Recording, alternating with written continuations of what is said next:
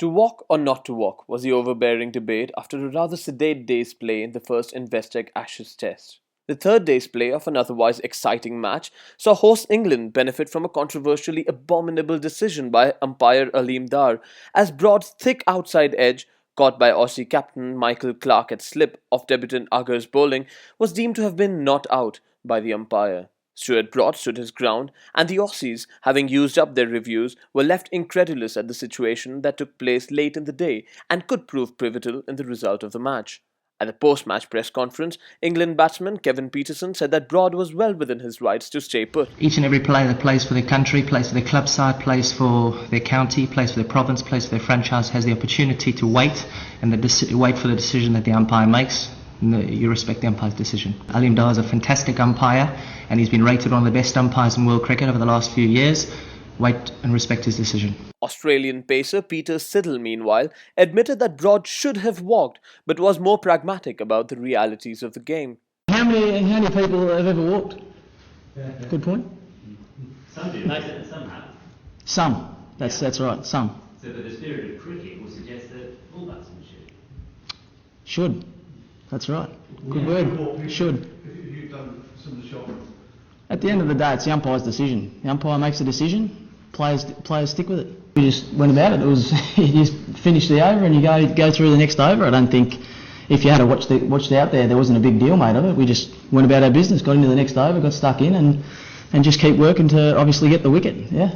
Obviously, people are going to be frustrated, but it's hard out there for players, for umpires. It's a long day. It's a tough day for both people out there, and things are going to happen, and we just have to deal with it. That's just a part of the game, and I think spectators have to understand that there is times when stuff like that happens, and yeah, obviously it's a long day and it's hard work for everyone involved, so you can't be blaming anyone. Several former cricketers and journalists also took to popular microblogging site Twitter to share their views. Shane Warne blamed Aleem Dar's standard of umpiring, before adding that you can't blame Broad for not walking.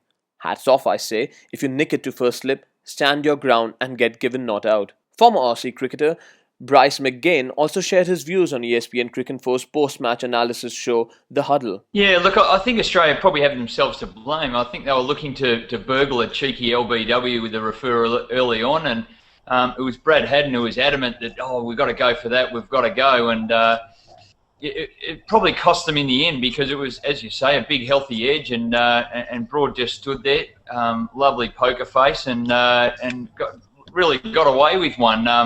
Look, I don't have an issue with him walking or not. He'll be able to put his head on the pillow with a clear conscience tonight. He'll sleep well. That's part of cricket. Some, like Ian O'Brien, compared Broad's reaction to Dinesh Ramdan's controversial catch claim in the recently concluded Champions Trophy, where the Windies keeper appealed for a catch that had clearly not been taken.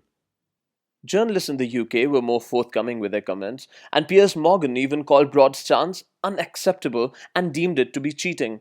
But Australian journalist Jared Kimber was more generous towards Broad. I mean, the biggest surprise, I suppose, is that Aleem Dar made such a major error. I mean, with Jonathan Trott, that little deflection, compared to this edge, that was nothing. I mean, he almost hit that to point, Broad.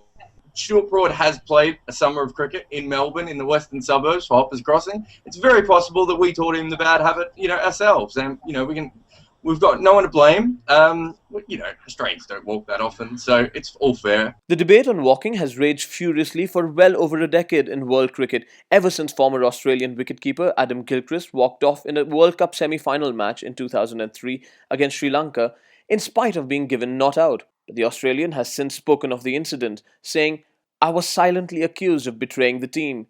Implicitly, I was made to feel selfish, as if I was walking for the sake of my own clean image, thereby making everyone else look dishonest." He added that he had zero support in the team at that point. The debate flared up again in an Ashes match in 2010 when Michael Clarke famously refused to walk off after a clear inside edge saw him caught at forward short leg. The review, though, did go against him on that occasion, and Michael Clarke took to Twitter afterwards to apologise for not walking, adding that it was his emotions that got the best of him. While the debate on the spirit of cricket and walking seems set to rage on for a while to come, Gilchrist isn't alone in walking off, as even Indian legend Sachin Tendulkar walked off without waiting for a decision in India's 2011 World Cup match against the West Indies.